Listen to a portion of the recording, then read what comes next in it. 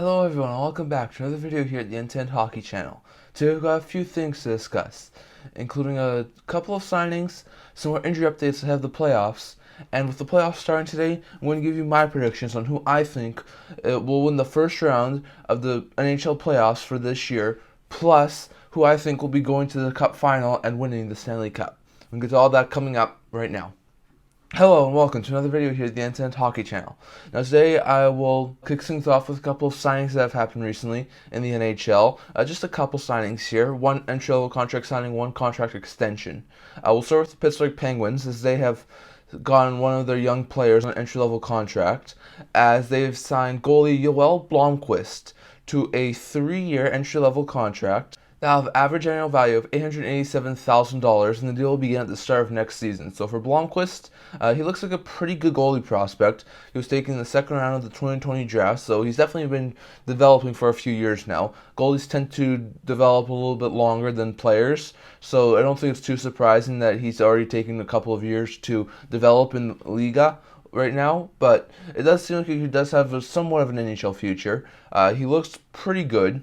He put out some stellar numbers last year over in Europe in Liga, putting up a 1.32 goals against average and a 940 save percentage in 20 games. Now those are pretty hard numbers to replicate, so his numbers were a bit down this year, only putting up a 2.20 goals against average and a 907 save percentage in 21 games. But still, those are some pretty good numbers. I think in due time, Blomqvist could definitely be challenged for like a backup role at least for Pittsburgh, so it would not surprise me at all if that's what happens. I would probably expect him to probably need maybe one more year in Liga, maybe a couple more years in the AHL. It's probably still a good 2 to 4 years before he challenges for an NHL spot. But I definitely think in time he could at the very least be a backup, if not a tandem goalie for the Penguins. So I think this is a really good signing for Pittsburgh. He definitely seems like he does have some NHL potential. So I think signing him's good. The Penguins definitely got a really good goalie here with this pick. And I think for sure, in time, Blomqvist could definitely be an extremely talented goalie for the Penguins. So good to see him get an entry-level contract, and hopefully he can continue to grow with Pittsburgh. Staying in the Metro with another Metro team who signed a contract extension, and that was with the Columbus Blue Jackets, as the Blue Jackets have extended young forward Igor Chinnikov to a 1-year contract extension that have an average annual value of $800,000. Now for Chinnikov, he's just coming off his entry-level contract and playing the last couple of seasons in the NHL. I know a lot of people were surprised last year when he made the team a consistent role last year after he was over in the KHL, and I think he also had some time in the AHL. He looked really good last year, putting up 7 goals and 14 points in 62 games. Definitely looked really good. This year, he was definitely a top 9 forward coming into the start of the season.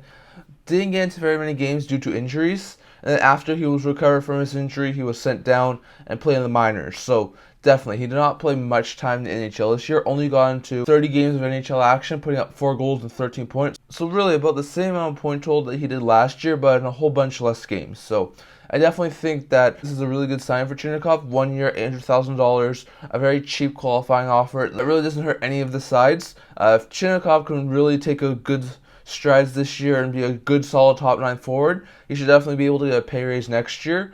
And I think the Jackets will be willing to pay it if he's definitely producing at a high level. So I definitely feel that that's a really good signing for the Jackets. I think 1 year, $800,000 should definitely be a really good stepping stone for Chinnikov. And if he can do well, he should definitely be getting a pay raise. So definitely a really good cheap contractor signing for the Jackets to keep Chinnikov in the fold for now and keep him with the team. And definitely I think Chinnikov should definitely be able to take strides next year as a consistent top 9 forward. So good signing for Chinnikov and the Jackets. I think Chinnikov should definitely improve on this contract and then earn a pay raise next year. And for Blomqvist, I think in time he should definitely be a good backup tandem goalie for the Penguins. And even though I think he's probably going to play in Liga or the AHL over the next couple of years, that's a really good entry-level contract signing for the Penguins. So those are the only 2 contract signings we're going to talk about for today. Next, we'll go over to the injury update part of the video. Just a few injury notes for some of these playoff teams. The playoffs do start today. And as I record this video on Monday the 17th, there have been a few injury updates I want to talk about for some of these teams. If you look at the Boston Bruins, it sounds like they could have a few injuries going into tonight's opener against the Florida Panthers. It sounds like they could have a couple of guys out due to an illness, so we're going to have to wait and see on that. It does look like David Krejci and Linus Ullmark, who finished the season injured, have recovered from the injuries. There's some talk that Ullmark could be out due to that illness, but for the injuries, Krejci and Ullmark look to be back. There's also some talk that Bergeron will finish the season banged up, could miss at least maybe 1 or 2 games before he's back and ready to get into game action. So that's another situation we're going to have to watch our eye on. The Florida Panthers. Well, it's not a guarantee that it will happen. There's some talk that Sam Bennett could be back at some point in the series for Florida. That would be a huge boost to them. Bennett's a really good top six forward, and they're second-line center. So getting him back after he's missed a pretty good chunk of time, probably close to a month now due to his injury, would be a huge boost to the Florida Panthers group. He's definitely a really good offensive helper for the Panthers. You look at the Tampa Bay Lightning, they look like a pretty healthy team going in. There's a lot of questions about Tangerino. It does sound like he could get back at some point in the series, but probably later in the series. He'll probably miss the first few games due to his injury, so that's a really big blow to Tampa. As you know, it was their big in-season acquisition, so they don't want to lose him for too long of a period of time. With the Maple Leafs, Samsonov, Sam Lafferty both finished the season off the roster due to injuries, and it sounds like both are going to be healthy enough to play Game 1, so that would be a huge boost to the Leafs. They'll be able to get Lafferty and Samsonov in for Game 1. I think that would be a huge boost. Gustafsson is still injured, who was banged up to finish the season. He's a good offensive defenseman. I don't think he'd be too missed if he was injured for the first couple of games, but it does sound like he could miss the first few games without Leafs. If you look at the Hurricanes, there's no really significant injuries as of right now. We know that guys like Svechnikov and Pacioretty are going to be out for the season, so those two are not going to be in their first round series. But it looks like most of the other guys are pretty healthy right now. I feel like the Islanders group, we know that Wallstrom's going to be out for the season, so not too much of a surprise there. But the big X factor, which is Matthew Barzal in that series. Barzal looks like he's healthy. It seems like he could be ready to play as early as Game 1. Not a guarantee. He could wait until Game 2 or 3, but it does sound like Barzal should be healthy enough to play at the start of the series, maybe even today in Game 1. So definitely interesting to see when Barzal gets back. I think he could be a huge boost to the Islanders group. Then you look at the New York Rangers, one of the healthiest teams in the league. They don't really have much injuries going for them right now. New Jersey Devils, same thing. There was some injury concern over a guy like Mackenzie Blackwood or Curtis Lazar, but it sounds like those two should be back. If not for Game 1, then maybe for Game 2 or 3. So it seems like most of these guys are trying to get healthier as we get closer to the playoffs. Some more guys in the West injury updates. Oilers defenseman Ryan Murray, who's been on long-term injury reserve for quite a while now. Seems like he could be back as another depth option on the defensive end for the Oilers. Oilers do have a pretty good top 7, but if they were to run into injuries, they could definitely use some more defensive depth. So I think that Ryan Murray should definitely help there. If you look at the LA Kings, there's still some injury concerns around them. They finished the season with a guy like Alex Edler, Gabe Vilardi, Kevin Fiala injured. There was not really much updates I could find on those 3 guys, so I think it's possible those guys could be in the lineup for tonight's game against the Edmonton Oilers, but I'm not going to say it's a guarantee. Fiala is definitely going to be a huge part of this series, trying to help the Kings score as many goals as they can. Vilardi's also shown that he can be a really big piece this year, so getting those 2 guys into the lineup will be huge if they can get them in there. Vegas Golden Knights seems like they're going to be a really healthy team come the start of the playoffs.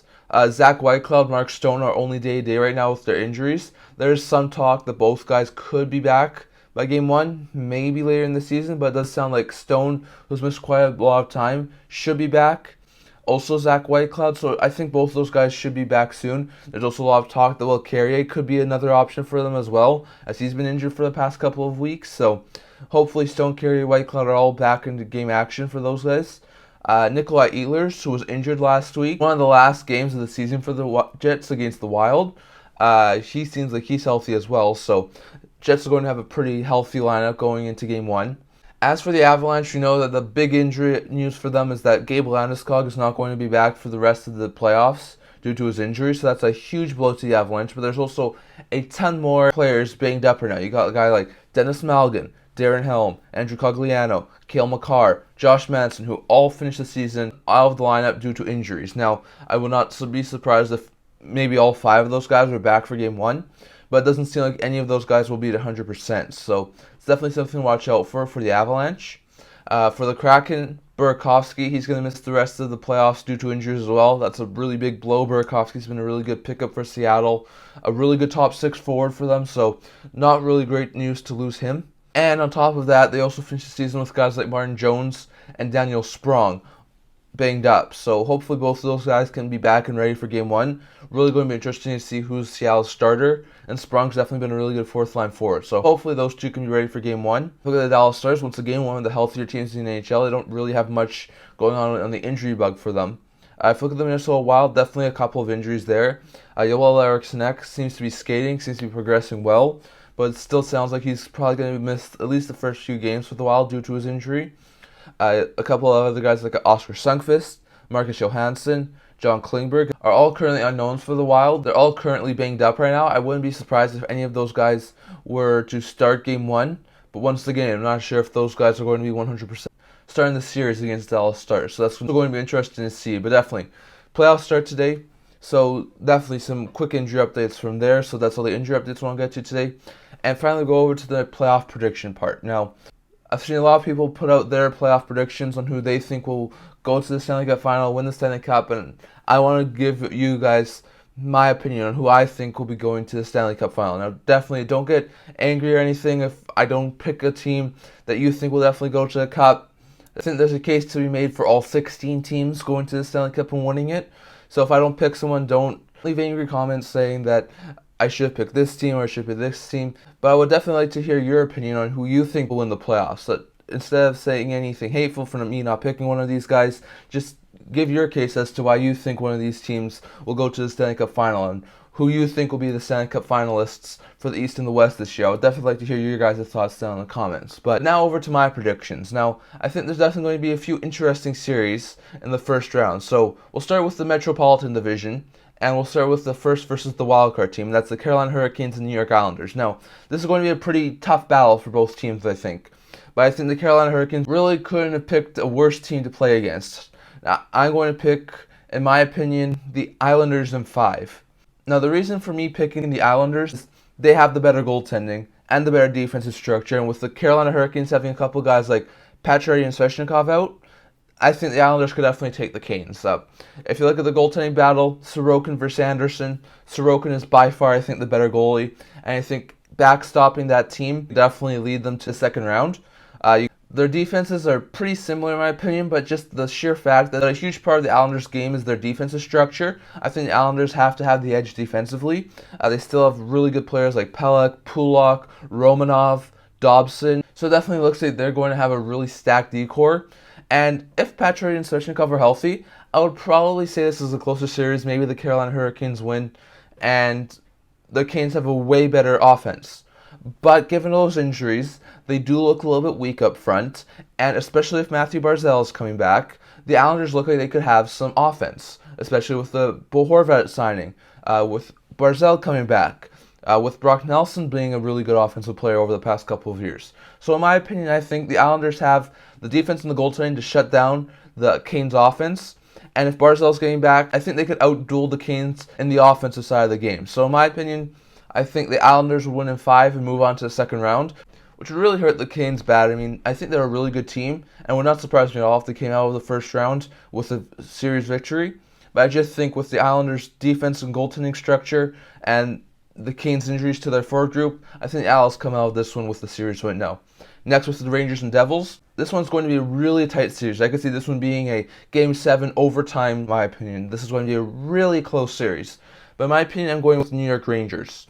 Now, the reason for going with the Rangers is I think they have the more experience than the Devils. Now, the Devils' last playoff appearance was, I think, back in either 2017 or 18.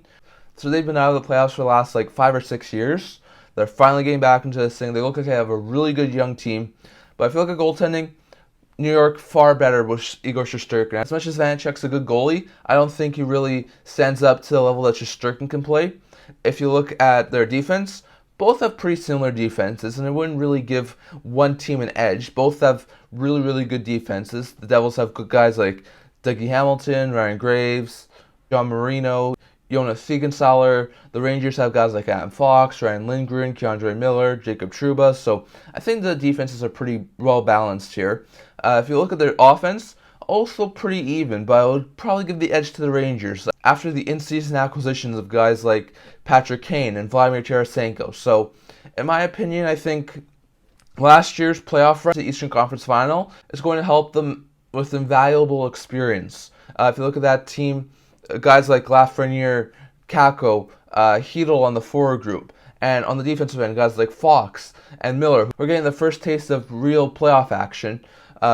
I think that experience going to the Eastern Conference Final was invaluable. And I think due to that experience of going to the Eastern Conference Final, they'll have the slight edge over the New Jersey Devils. So definitely going to be a tight series. I could see this series going either way. But in my opinion, I think the experience they got last year from going to the Eastern Conference Final and their goalie in Shesterkin are going to put the Rangers over the top to win this series, thus making a second-round matchup of the Rangers and the Islanders.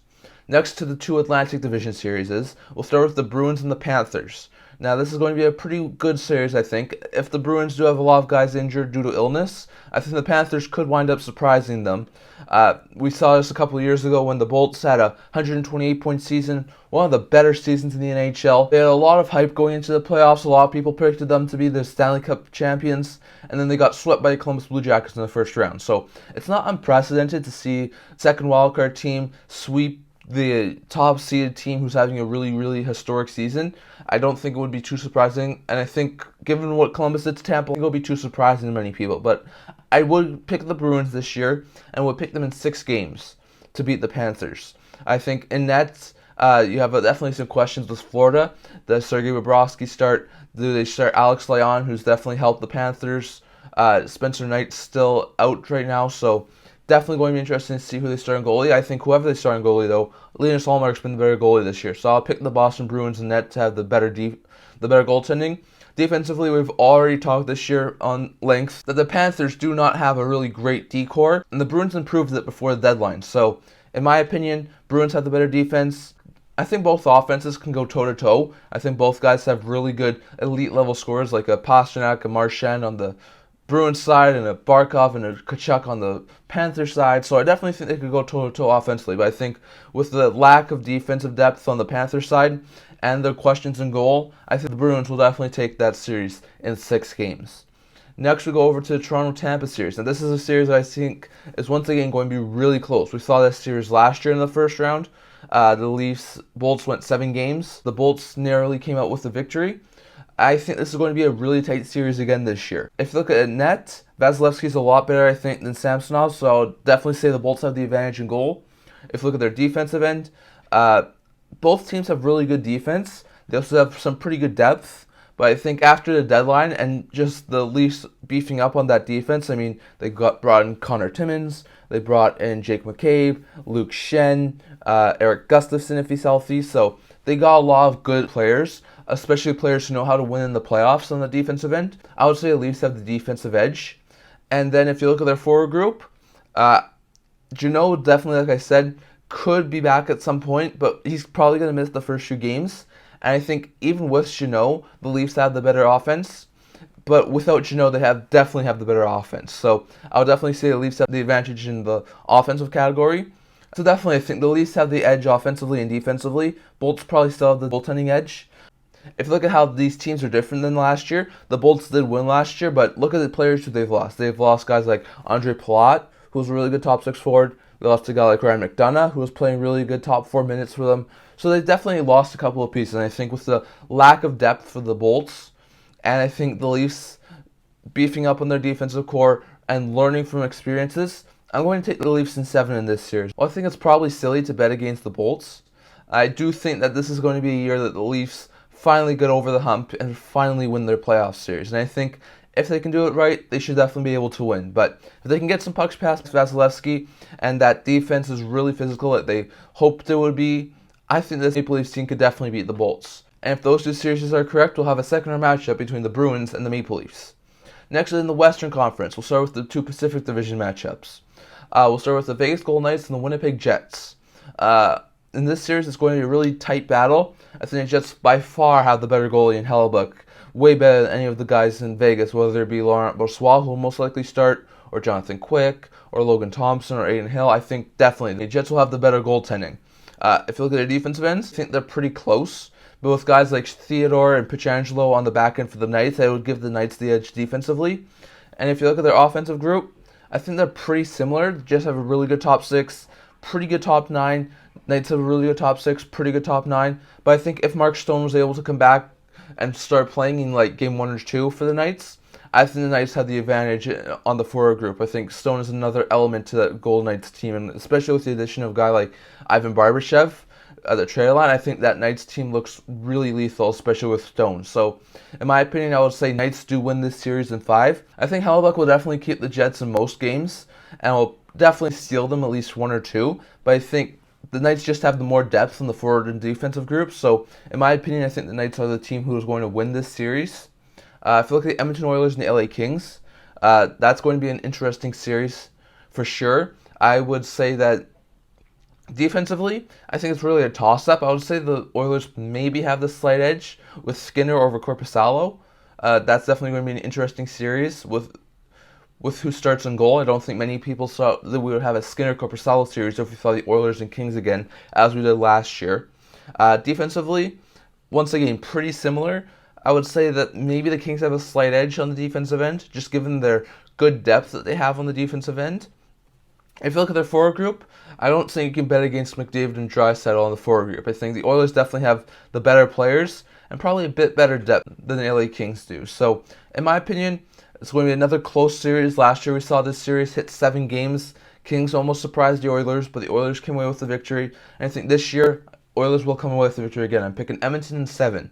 I think this Kings team is going to be really hard to play against.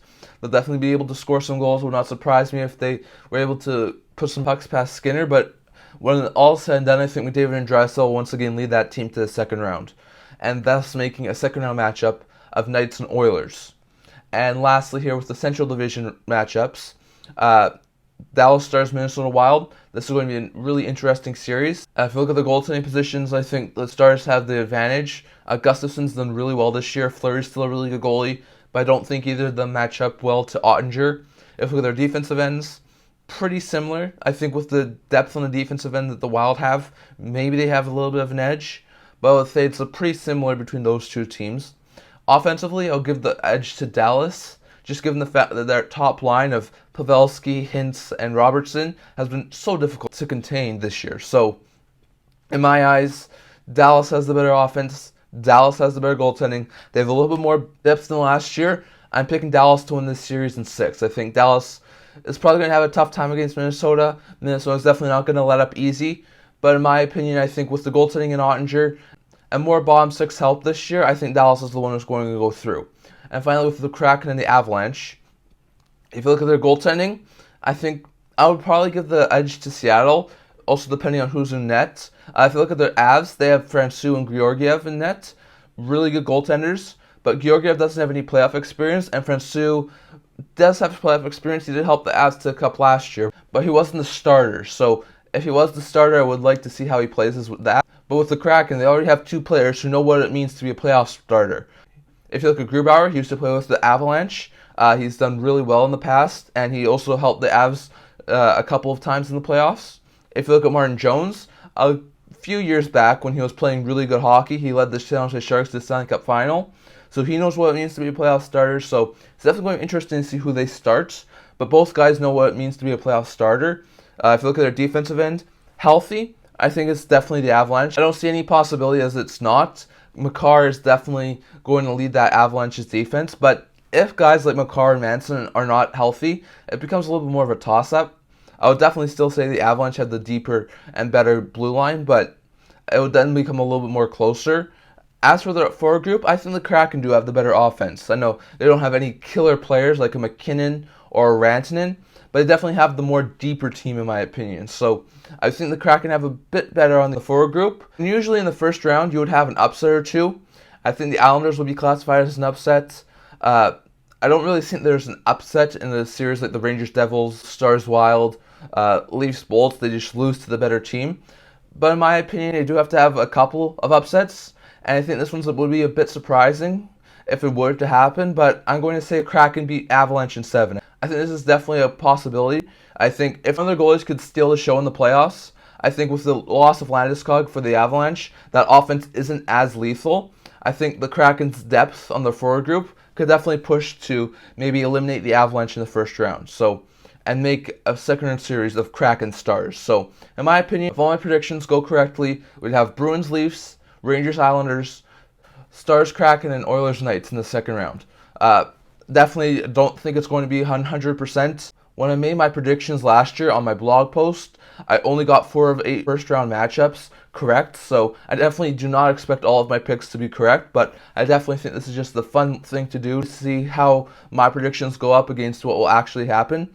If I'm going to continue to go, you have Rangers Islanders in the second round. Both have really strong goaltenders, but I think with the Islanders matching up against the Rangers forward group, the Rangers would probably win. I think with the experience of guys like Kane and Tarasenko and Panarin, I think the Rangers could definitely outscore the Islanders, so I'll pick the Rangers probably in 6 to go to the Eastern Conference Final for the second year in a row.